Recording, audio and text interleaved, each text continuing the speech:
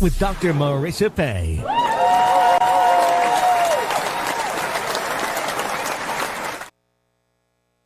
And welcome. You are tuned into Take My Advice. I'm not using it. Get Balance with Dr. Marissa, the morning show here on KCAA, NBC News, CNBC News, and NBC Sports Radio Station, AM 1050, FM 106.5, and streaming everywhere. iHeartRadio, Spotify, Stitcher, iTunes, TuneIn, Audible, Amazon Music, Tiki Live, Rumble, Podchaser, Spreaker, and more.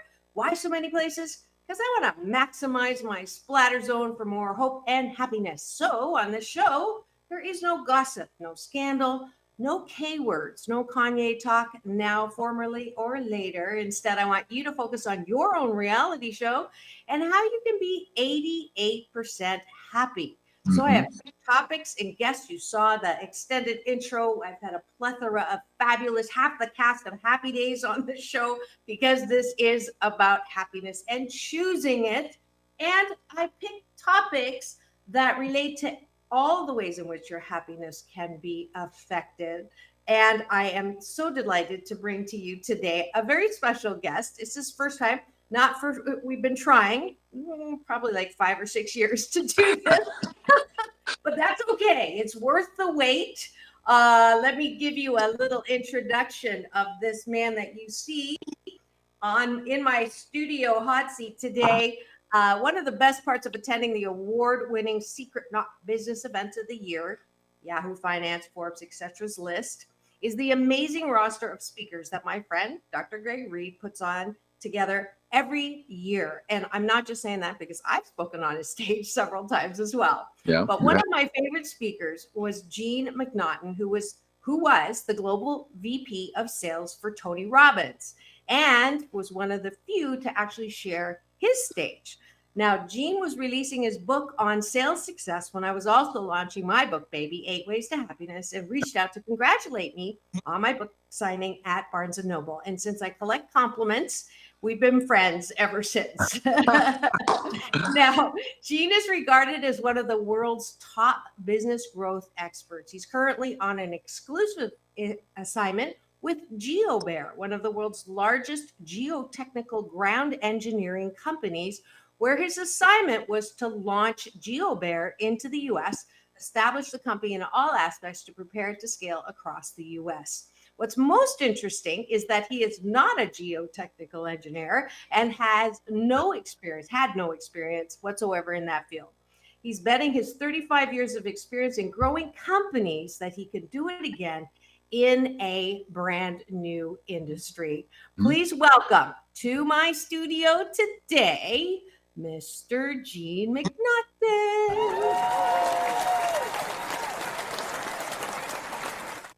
Right. Yay! Welcome. What an introduction, man. I watched the first 3 minutes and all the famous people that you have and all the great insights you're getting. And I was kind of like, gosh, am I in the wrong place? What am I doing here with all these extraordinary people? So I had a little imposter syndrome going on there for a moment. Man, I better step up my game today. Well, I wanted you to feel special because you are. And his humility, as you can tell, is one of the reasons why I was drawn to him. And it was delightful reconnecting with you at this last Secret Knock, actually at the party. So, and I met your wife, and we got a little dance in, and I'm delighted that we reconnected. And we've sort of stayed in touch, because of the book and all of that. So, and then I see you on LinkedIn, because you're a first connection, and it's like million views this, hit million views that. And then I see GeoBear and I'm like, something happened. He's working for a bear company. So I'm like, okay, we got to talk. And this is the best thing about my show is I get to bring people and just have a conversation and get to what's going on. So I am, however, streaming live right now so that if anybody who's going to tune in now or later you can't ask questions, but right now you have the opportunity to sit at the feet, which I'm doing, and learn about how you can scale businesses. That's not my area of expertise at all. And you've had 35 years of business experience across a myriad of platforms or fields as well. Yes. That I'm just excited and delighted to learn from you today. Now, before we do that, I start every show with breakfast with my guest or my Okay. co-host, which is take a bite out of my gratitude sandwich. So, yes. Okay. The Okay. top of the bun are gratitudes. What am I grateful for outside of myself? And then the bottom of the bun, which I want you to do before you go to bed, is what do I like about myself? Because it's my BS, my belief system, that the fundamental foundation of good mental health is self-care, self-love, self-soothing, self-approval. Yep. And too many of us are walking around going, who likes me? Who approves of me? Who respects me? And especially with social media, we're counting numbers to define how good we are. And that's very not helpful. So I'm working our muscles in the morning to Beautiful. know who you are and the goodness that you are. All right. So let's start with outside of ourselves. Normally I do 8, but I want to get to you and what you're doing and all the advice that you have. So we'll just do 3 and we'll go back and forth. So I'll start. I'm grateful for living in a country that we have running water, electricity, clean. You can buy things, good food. And for that, I am grateful. I am grateful for my family, because the people closest to you really are the propellers or the opposite of happiness. I'm grateful that Jennifer and I have built a situation that's not perfect. I don't think there is such a thing as perfect, but we really put focus on family, faith, fun, and I get a chance to live that with this extraordinary woman. Oh, beautiful. 3 F's in there. I am grateful that today I get to go pick up my Chinese visa because I got invited to lecture at 2 universities in Shanghai. Nice. So I'm leaving in June, and for that, I am very grateful. I am grateful for personal growth. And part of that says that I'm super grateful that live seminars are back and in full force. I just had a chance to go to Phoenix, Arizona last week. You might have saw this on LinkedIn, where I had a chance to spend 2 days with Dr. Robert Cialdini. And if you don't know who this guy is, he wrote the all-time best-selling book called Influence, the Psychology of Persuasion. So I had 2 full days with the godfather of influence. And this Saturday, I'm going to see a guy by the name of Dr. Ben Hardy, who is an author of a book called Be Your Future Self Now. And I'm just excited to be in the room as a student.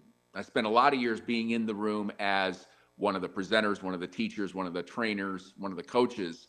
And I like, even at 56 years old, having my journal and being there and just saying, bring it on, baby, bring it on. Just take stuff down. So I'm excited about personal development and live events. Beautiful. And that's a great segue to the bottom of the bun, because we want to appreciate things about ourselves. You appreciate your expanded and desire to continue to expand and grow and learn. I appreciate my ability to break away from the Asian woman stereotype and be a mouthpiece and talk and not be afraid to talk, which, it is.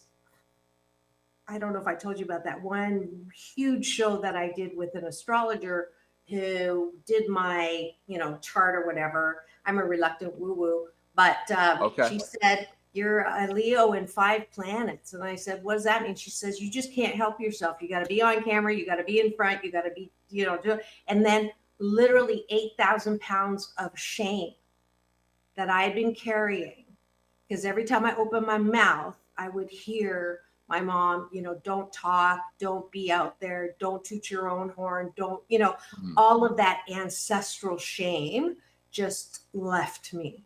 So I appreciate that I'm happy that I'm an Asian woman. And at the same time, I know who I am and why I'm here, and being quiet isn't one of them.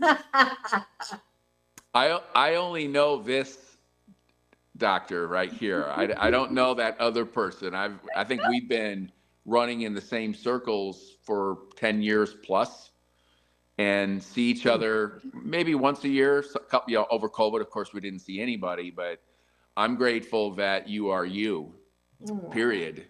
Because Thanks. every time we get in these rooms, and this is something for everybody, like, man, if you feel like you're in a rut, if you feel like you're stagnant, if you feel like you're just blah, bored, go to an event with other like-minded people. Now, there is an event in your city, whatever it is. Now, if you can pay some money and go see one of these speakers or an author or somebody that lights your fire, that lights you up, and then go, because us being here right now, you getting a chance to witness myself and Dr. Marissa have this conversation. All of this happened because we both chose to go to an event of which we met, we became familiar with each other, and here we are years later doing something. Hopefully, this next half hour is going to help some people. I hope to share some of the insights and the struggles I've had and some of the things I've learned to get through those struggles to help you too. Beautiful. Great commercial. And speaking of which, Dr. Greg Reed is having another event for Secret Knock Yes. in Las Vegas in September. I don't know if I'm going to be able to go because I'm throwing my Chinese mom, a 90th birthday in Toronto. Are you going? Maybe not. You're not sure yet. I'm actually going to be going back to my hometown where we'll be celebrating the 40th anniversary of winning a state football championship. I'm not missing that. Wow. I am not missing that. Oh, can't do that. Can't do that. But that's great. But if you have never heard of Secret Knock, it is by invitation, but you can go and submit, and you'll meet people like Jean and I. Jean definitely. Me, you've had enough of. So, but it is what you're saying. I think Greg says you are the 5 people that surround you, or somebody said that, right? That you reflect that. So absolutely. Well, thank you for joining me for breakfast, Jean. Thank you. Hopefully you will practice this for the next 28 consecutive days. This good life habit, this hashtag Blisscipline. I promise if you start your day with taking a bite of a gratitude sandwich, you will sandwich your day in the most positive way. So thank you for doing that with us.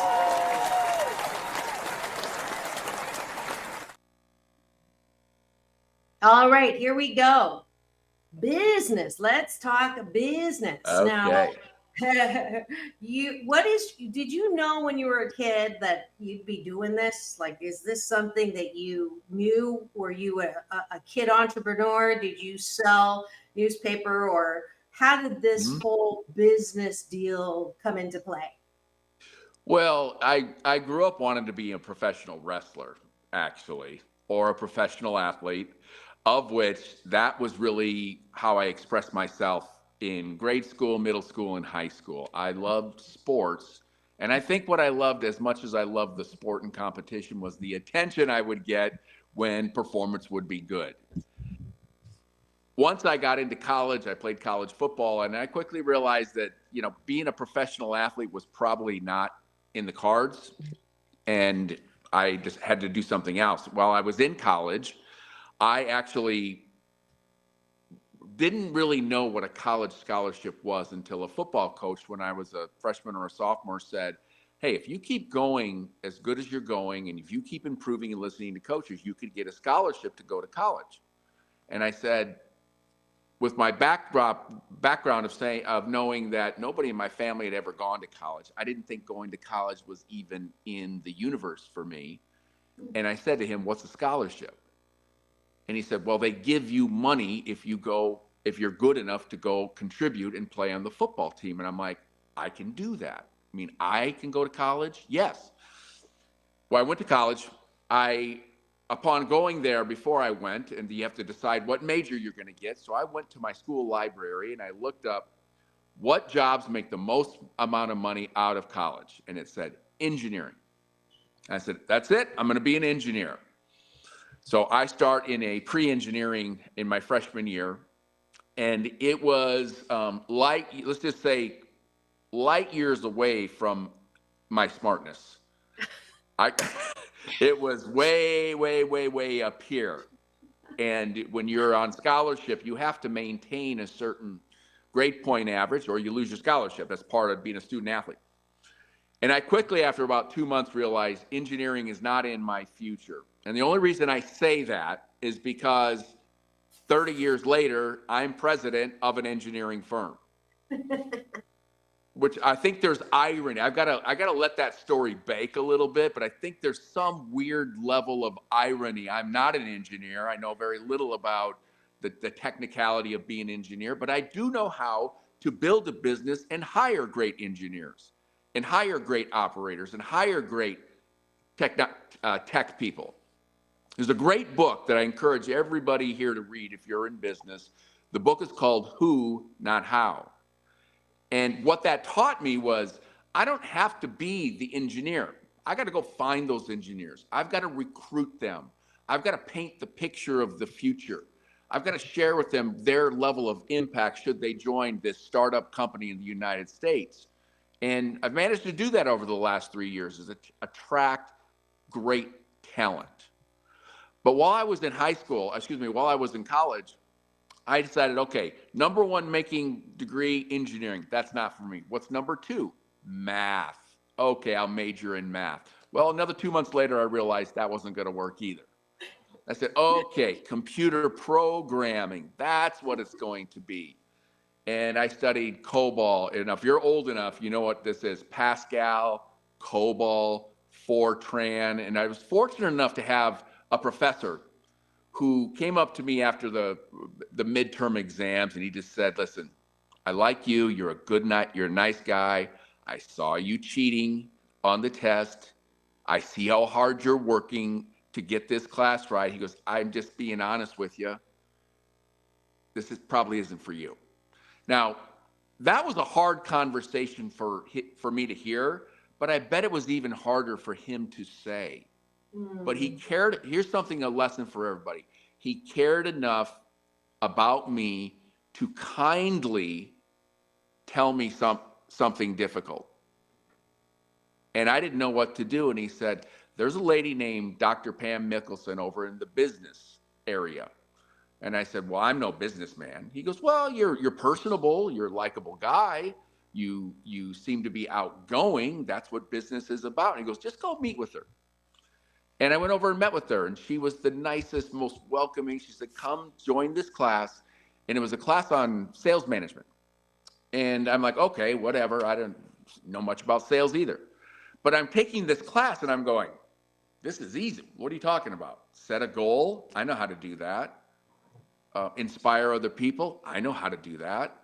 Work hard. I know how to do that. Set small targets. I know how to do that. And it was like, the kimono opened and I'm like, this I can do. That's how I got into business. And Wow. as I was taking courses, I fell more in love, and I didn't love all of it, accounting, economics, you got to do that stuff, but I fell more and more in love with it. And then I realized the road I was going to go in was sales, because I could do that. I could communicate. I knew how to set targets. I knew how to hustle. I figured if I could just learn a little bit about effective communication, influence, and persuasion, I could do all right. And it's kind of turned out that way. Mm-hmm. Now, a couple of things when you were talking about your engineering, math, and discovery. Wouldn't it be great? And one of my most popular articles I used to write for the newspaper where the kids grew up, and people still have that clip by the cash register businesses down on Main Street, which was, wouldn't it be wonderful if schools, high schools and colleges were there to help students explore different things to find out what they're good at and not good at, instead of having them choose. They have no clue, and Yep. then they're stuck, right? Just like you do a job, this whole BS belief system that life is about finding something you're not good at, but finding something that you stick with, because you got to be an expert and not, master of none, jack of all. So you're forced to do one thing that you have no clue if you're good at. And you were very fortunate to have that professor tell you lovingly, this ain't for Yes. you. Yeah, right? So the only reason I got through physics is I dated my TA. I hate physics. I'm horrible at physics, right? So anyways, I digress. But I think it's wonderful that you had someone do that for you. I had a math teacher also say, this is not your thing. I had a psychology program manager that said clinical's not your thing. The only way you're going to be successful as a psychologist is to set up a practice in Beverly Hills with businessmen who need some help with leverage. lovingly communicated to me. Anyways, I've never said that out loud. That's why we have these shows. Yeah. Spill the tea. Spill the tea. So, okay, so that's a cool, yes, ironic engineering. Would you say then that the key to business success is not necessarily knowing the content field, but the process behind the content for business growth? Well, okay, for business growth, there's the science, which is saying you got to have something to sell, and you got to be able to deliver what you sell. You want me to break it down into the most simplest aspects? How are you going to sell it? How are you going to deliver it as good or better than you sell it? There's the broad basics. Now, when you say business success, there's different levels. There's starting a company and building it.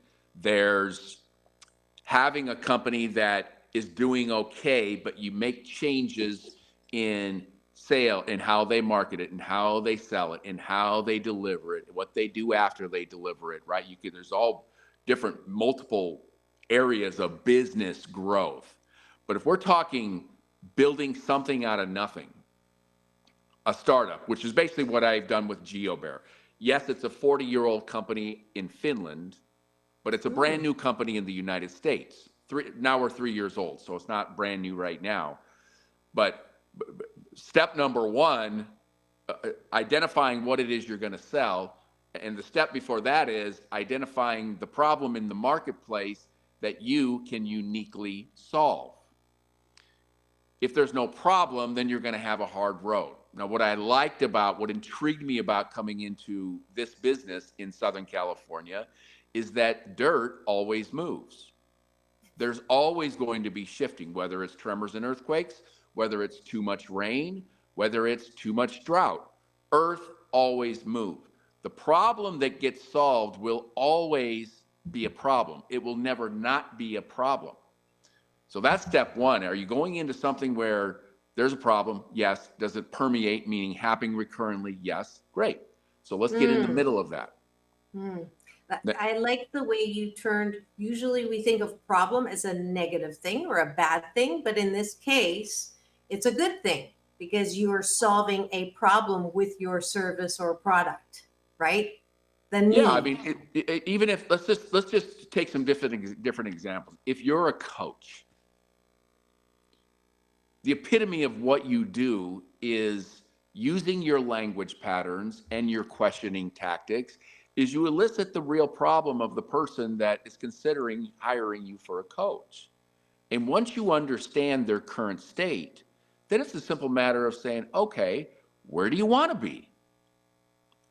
And eliciting that. Now, you would be surprised, because I've coached a lot of people, how hard it is for people to accurately or adequately describe where it is they want to be. And that can take work. And when you, as an audience member, as a listener, when you say, okay, here's where I am and here's the reality of where I am, and here's where I want to be. This could be in your finances, it could be in your relationship, it could be in your career, it could be in your fitness or your body. That's the premise. Then between where you are and where you want to be, there is a gap. That gap is almost always skill set, knowledge, or discipline. And most of the time, it's all three. What a great coach does for you, it is exactly that in a nutshell. They're going to add value by teaching you things they know. They're going to enhance your skill set. They're going to hold you accountable to do the things you said you would do. Let's take a very simple example. You've got a big event coming up and you want to lose that 20 pounds. And I know I've been there many times, so I can speak to this as an expert. If you know what I mean. I've been there. Yeah. Or 10 pounds. And that event is in 60 days. Well, you can try to wait till a week before and starve yourself. And we all know that's a difficult road. Or you say, okay, now I got 90 days. What are some changes I can make in my current activity to take me towards what it is I want to do, which is achieve that number? I always do better, Dr. Marissa, when there's a target and a timeline. Got this big event coming up. For example, I'm going to a big event this Saturday, and I'm going to be around a lot of influential people. I want to show up looking my best. So, you start making some basic changes. Eliminate sugar, drink more water, no soda. Little things you can do along the way. And that's what I encourage everybody is like, if you're frustrated, disgruntled, sad, mad, pissed off, whatever, then say, okay, what is my current situation? What do I desire the situation to be? And what do I need to do? And if you're somebody who, for some reason, you get that, but you just can't get yourself going or stay on it, or you start and you stop, then I highly advise you, get yourself a coach, pay them a little bit of money, and have them hold you accountable to do the things that you need to do to get to where you want. That's just my take. I'm not a personal coach at all, so I'm not pitching any services. I'm just saying, when I've been in those states, and I just like anybody, just like you, I get in them. I'm finding who else has achieved what I want to achieve. How do I study their material, listen to them on YouTube, listen to them on a podcast, read their book. That's been the salvation for me to be able to build the things I built, because I go find the smart people and buy their stuff and read it. And then I can apply it. Like, my gosh, people are, in my days at Gateway Computers. You remember Gateway Computer, Dr. Marissa, right? I started when the company was very small. We did pretty good. We built it to 11 billion in 1 year in 2001. Wow. But when I started selling computers over the phone on the night shift, I was reading these books by guys named Zig Ziglar. I know you know the name Zig Ziglar. Mm-hmm. See You at the Top, You Were Born to Win. I was reading this stuff. I was reading Tommy Hopkins, How to Master the Art of Selling. And the more I read this stuff, it seemed, the better my behavior was, it seemed to have direct influence on me becoming one of the top sellers among hundreds of sellers. Then I started reading more Jim Rohn and Brian Tracy. You know these guys, right? The old school, the OGs of the OGs. Yeah. And that helped me become a better manager. Then it helped me become a better trainer of sales. I developed a selling system after seeing Tommy Hopkins in a seminar when I was 24. And I'm like, oh, he's got it broken out this way. And there's a series of steps, and it's chunked in a way that's digestible. So I took the role of building the first sales training program for Gateway Computers before we went public, before it was multi-billions of dollars. But all of that came because I found the information from other people. Yeah, I'll tell you right now, whether you know this, Dr. Marissa, that when you seek something. You find something. You may not find exactly what you thought you were looking for, but if you say, I'm going to go get that book, I'm going to subscribe to Dr. Marissa's podcast and listen while I drive. That's not so hard. People say, oh, I don't have time for podcasts. Really? You don't drive to the grocery store? You don't take your kids to school? You don't have to drive anywhere? Like you can get 5 minutes, and you'd be surprised at how many people say, yeah, but I'm like, it's free. What else? Exactly. It's free. You click a button and you can hear from anybody that inspires you, anybody that you look up to. They got a podcast, and you get to hear what's on their mind right now. Yeah. I still have all of my old tapes and CDs. As you know, Tony Robbins was, massive in my world. Just think about this, Marissa. I'm in tiny town, Iowa, and then we moved to South Dakota, North Sioux City, South Dakota. And I'm reading Tony Robbins' books. I'm listening to his tapes and then CDs in a small, little, tiny community. There were no seminars in Tiny Town, USA.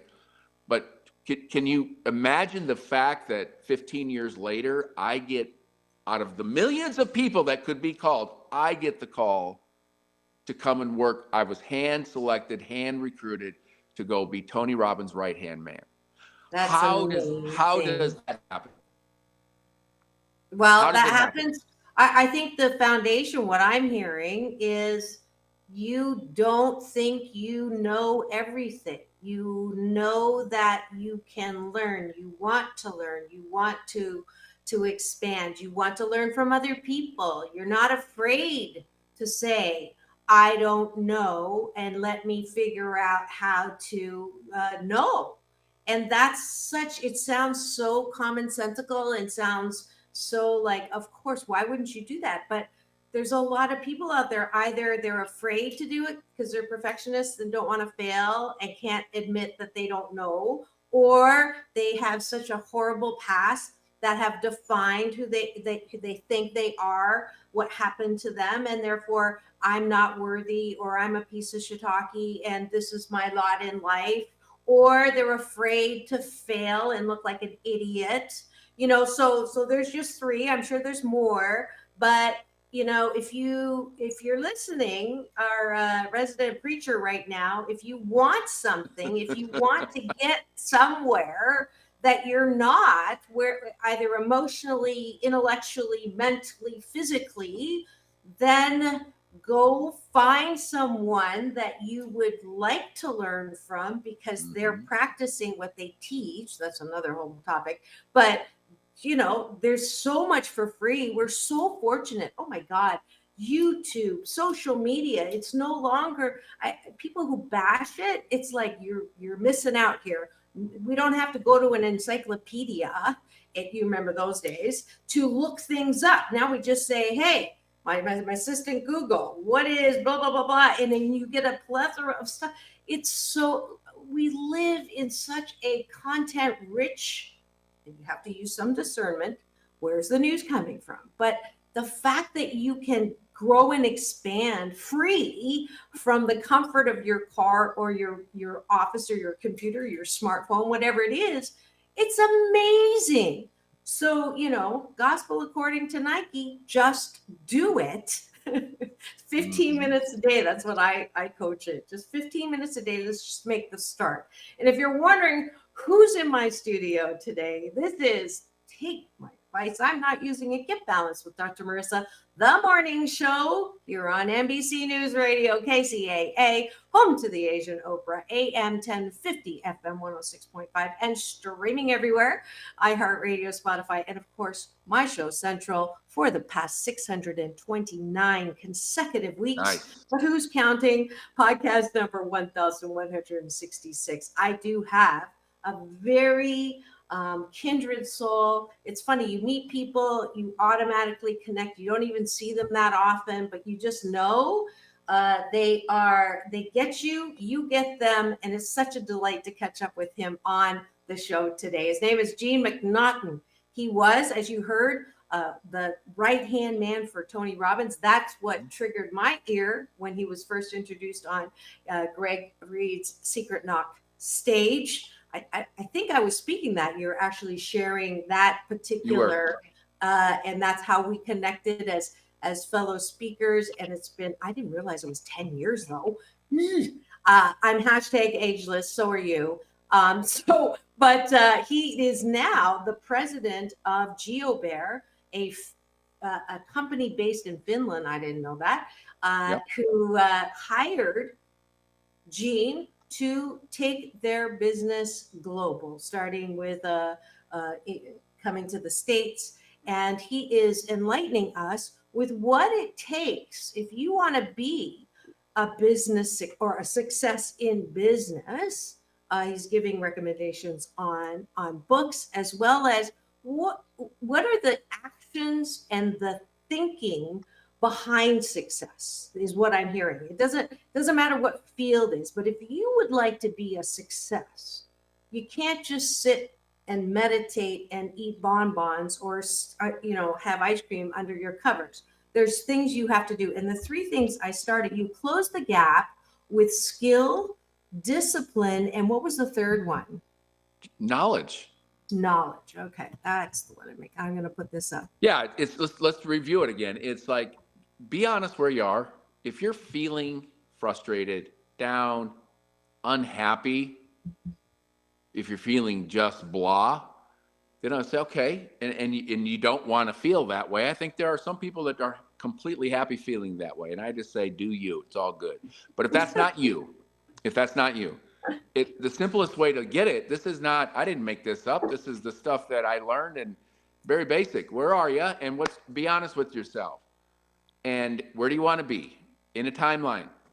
Now, one thing I want to add, Dr. Marissa, is that people tend to overestimate what they can do in 30 days, AKA New Year's resolutions, but they radically underestimate what they can do in a year. And we radically underestimate what we can do in 5 years. And even more, we radically underestimate what we can do in 10 years. Here's why I say that. You will arrive somewhere in 10 years. There's a 95% plus chance that you're going to arrive somewhere in 10 years. You agree with me, Dr. Marissa? I absolutely do. Right. You'd be surprised when I say this to people and they go, I don't even know if I'm going to be alive then. You're kind of like, just poo-poo the whole thing. I may not even be alive. So what if you are? What if you are? So those of you that are poo-pooing this, then, okay, you do you. Hang up. Exactly. But if you think about what's ideal in 10 years, there is such beautiful science right now. The hot trend is the science of future self. There's a guy by the name of Dr. Ben Hardy. I've been following his work. If you've never heard of him, I advise you get his book. It's $10 to get his book, or get on his podcast. It's free. But he's a social research scientist. So he's not a sales guy, he's not a business guy, but his job is to study the best of the best of this science of future self. Basically, in a nutshell, it says that it edifies what I just said. Very few people can think, 10 years out or 20 years out, but let's just use 10 years. And if you looked at your current situation and you looked at your desired situation, that for me, that would be when I'm 75 years old. I can't even fathom it, but there's probably a more than 80% chance, barring anything crazy, that I'm going to live to be 75. And frankly, I've already written out my goals for when I turn 100. I know that sounds a little weird, but why not? What's it hurt for me to say, when I'm 100, here's some things that I want to happen. When I'm 100, I don't just want to be alive. I want to have energy to be able to play with and coach my great, whatever it is, grandson's baseball team. That's a different goal than just trying to skim over the edge of being 100 and being alive. I want to have the energy to do things with my grandkids and my kids and my family. I want to have the energy to golf. Now, some are saying, well, that's a little crazy. Okay. But guess what? When I get really clear on that, when I'm 100, when I'm 75, when I'm 65, ironically, Dr. Marissa, it changes my little habits today. It changes some of the things that I do that maybe aren't so healthy. Like, believe it or not, I was able to say no to brownies and ice cream last night at 10 o'clock. I know that's a big breakthrough, but I did say no because I'm going to this event on Saturday and I want to look as thin and as good as I can. But you know what I mean? Like you want to have some discipline, get clear on what it is you want and let that future pull you a little bit. Dr. Marissa, this is stuff that's hot on my mind. Are you okay if we just free flow here? Go. Okay, question. Yes. This is deep. Yeah. Ready. Ready. I want everybody to pay attention. If you're driving, pay attention to this. Here's what it is. Most people believe that the past created their present. Do you agree with that? That their past created their present.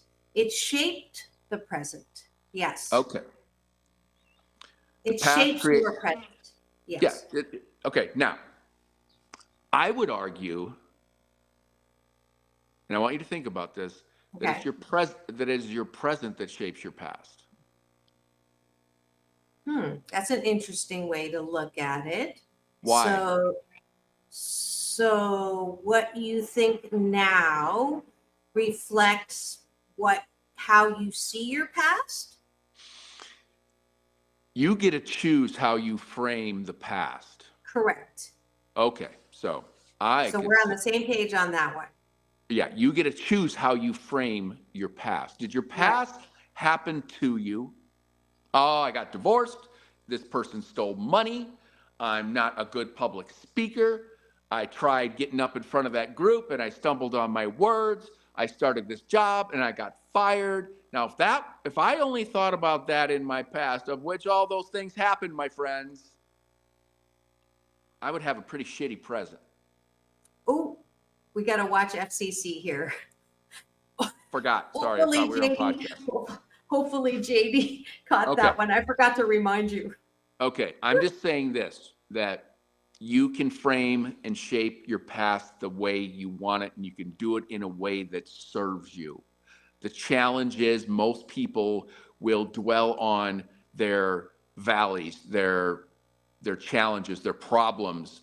That thing happened to me. I didn't do good at that. I failed at that. I tried that and I didn't get it. And if you are thinking only about those things, it makes your present circumstance not as good as it could and should be.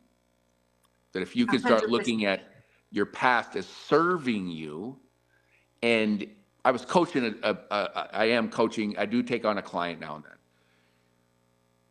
that really needs my help and is willing to pay the money to have me coach them. And it's not cheap. And he's making a big life change and wants me to guide him through it. And I was talking to him about, I helped him. He didn't even have a resume. So let's start there. But I'm going through his history of accomplishment. He's in his 50s, so he's had a few jobs. And he was top performer here, and he built something here, and he created something there. And I'm like, dude, on paper, like, why are you depressed? Like, look at everything it is you've done. And he goes, yeah, that's pretty good. But, I got divorced. I had a drug issue.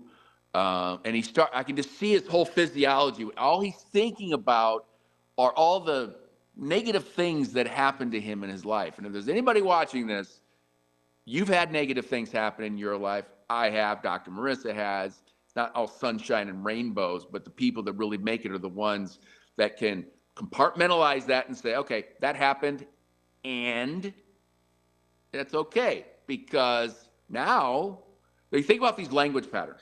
You know what? I was an alcoholic, and that's okay, because I'm in recovery, because I haven't had a drink in 6 years. That's okay. What are you going to do? Beat yourself up for something that happened in the past? If you've addressed it? Yeah, that happened. But because of that, I met this person and I did this and I did that. So, lesson 1. Your present moment is your decision.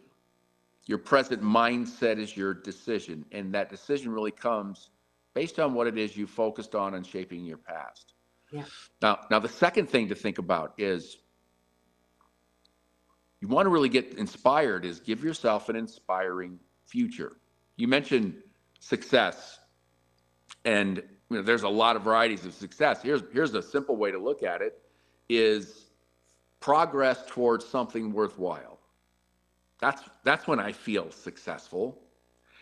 By the way, awards, accolades, big things, winning, when it actually happens, you're going to hear this, and it's probably happened to you too, is that you actually get there and you're like, is this all there is? That you are happiness in the pursuit. And when you get there, it's like, oh, I thought there would be like these fireworks exploding and everybody would come running up to me. And it's like, it doesn't work that way when you actually achieve it. The people that are the happiest, that live the longest, are the ones that are saying, okay, I made it there and now I want to get here. Matthew McConaughey, I love when he said, who's your hero? And he said, myself in 10 years. How beautiful is that? Wow. I hadn't heard that before. I love learning my new gosh. things. Wow. By the way, love it. I love it. Put that book for anybody who is saying, hey, what's a great book? Go get Greenlight by Matthew McConaughey. He wrote a beautiful book about inspiration.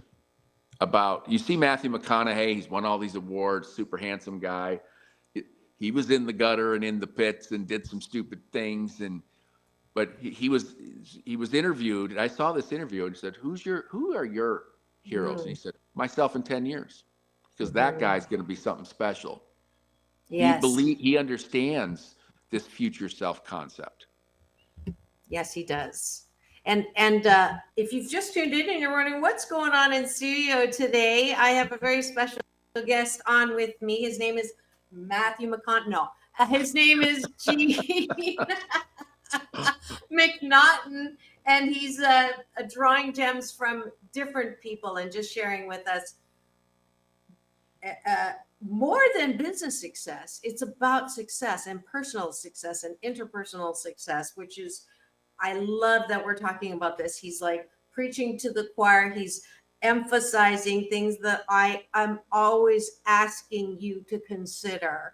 And the most important one that I want to anchor this particular moment on is, it is it's not the C word that's difficult. It's choice. You have the most powerful tool in life, and it's called choice. And you were talking about, it's not what happened to you, it's what happened for you. It's all the things that you hang your hat on why things are bad can be the same things that you hang your hat on why you are as good as you are now. And I remember that moment when I had a choice. I could spend the rest of my life pissed off, righteously indignant about the abuse that I had as a child and about losing millions of dollars to my husband, right? I had a choice. I had already done it for 10 years. I'd lost 10 years of my life. It's interesting you said 10 years of my life blaming and then shaming all the things that I had a right to be pissed off at, had a right to be angry about, had a right to be depressed about. And I could do that for another 30 years, 3 times 10 years. And I made a choice and I said, I can either see it as this was done and it's horrible, it shouldn't happen, or it was done. And what did I get from that? What did I learn from that? What was developed in me as a direct result of the poop? Like, what did that poop fertilize in me to grow into the magnificence, 88% of the time, of who I am? And Dr. Michael Bernard Beckwith was my teacher who asked me that exact question. We were talking about the, being called fat, ugly, and clumsy. and all the things that had been done to me. And his response was, if that was exactly the way it was, and you can't change it, what was birthed in you as a direct result of that? Whoa. And do you like it? And boom, mic drop. It was that point where I went, Wah! And I can have this magnificent life because I'm choosing now to say she did the best that she could with what she had and where she was. She really did. And I don't hate her, right? 88% of the time. 12% of the time when I see her, she still says, did you gain weight? There's that moment of, but I have chosen to see the past as a growth opportunity, as Jean is encouraging us all to do. You, right now, if there's something you don't like about yourself, maybe not 30 days, maybe not even a year, but what is it that you want? How am I doing on personalizing what you're teaching here? I think you're doing a great job. Here's the thing that I hope everybody gets. It's all available. The how to anything it is you want is on Google or YouTube.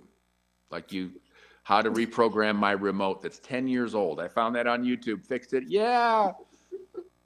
It's all there. It's saying, okay, what's your level of desire to do something to feel better, just to feel better? It would start with saying, okay, who are the voices you're listening to? Are you around people that are in the same mindset or dragging you down? Dr. Marissa, I'm sure, has said we become a sum of the 5 people we're around the most. That is so, so, so true. Is your peer group one that is propelling you, encouraging you, cheering for you, or is it the opposite? I mean, you choose to be around these people, and I know it would be a hard choice. Tony Robbins said it best. Love your peer group, or what is it? Love your family, pick your peer group. That was because there are some people we just got to be around, and it's that uncle that comes in that we've all got these people. Yeah. And I'm gonna have to give you some bad news. We're out of time. Oh man. Okay. Can Thank you believe That it? went fast. It that did, went fast. and I knew it would because we're having fun. Thank you so much. How do people find you if they want to connect?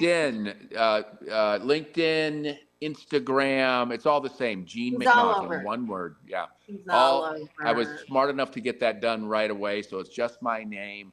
Any place you want to go, I'm there. Shoot me a note, and I'll be glad to do whatever I can to help you, or at least follow my. You can follow my stuff because I lay a lot of these things out as I learn it and assimilate it. Then I just want to, maybe say it in a different way that more people can understand it. That's really what my mission is. I just want to help people, honestly. I know. And that's why, he's here on my platform and as my friend. Thank you, Jean. You know the drill at the end, my peace thing. It's all about balance. Peace in, peace out, world peace through inner peace. Whoa. Deep. Deep and profound. I love it. I'll put it right above my GeoBear so I can yes, I see that. I see that. That's awesome. I'm very proud of what this has become, considering it started from nothing. So I'm super proud. It's awesome. You'll have to arrange a trip for me to go see the Aurora Borealis. Okay. As soon as I figure out what that is, I'll make it happen. Okay. Thanks so much, Jean. Thanks for tuning in. You can get this if you're just coming in now on my YouTube TV channel. Now go. Tomorrow is Doctors in the House with Dr. Marissa and Dr. Tiffany Tate, and we're talking about disentangling those difficult relationships, friends, family at work. So tune in tomorrow. Thanks so much. It's all about balance, peace in, peace out, world peace through inner peace. Dr. Marissa reporting live now, wishing you the best day ever. We'll see you tomorrow.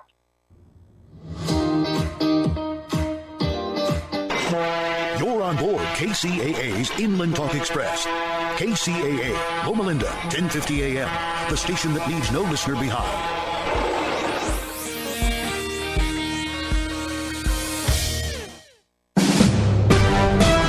NBC News Radio, I'm Lisa Taylor. Former President Trump's defense team is resting its case in his criminal hush money trial. The New York judge told the jury the best thing to do is adjourn for today and hear summations Tuesday after Memorial Day. The judge added he would expect the jury will begin deliberations, hopefully at some point on Wednesday. President Biden is continuing to push for a bipartisan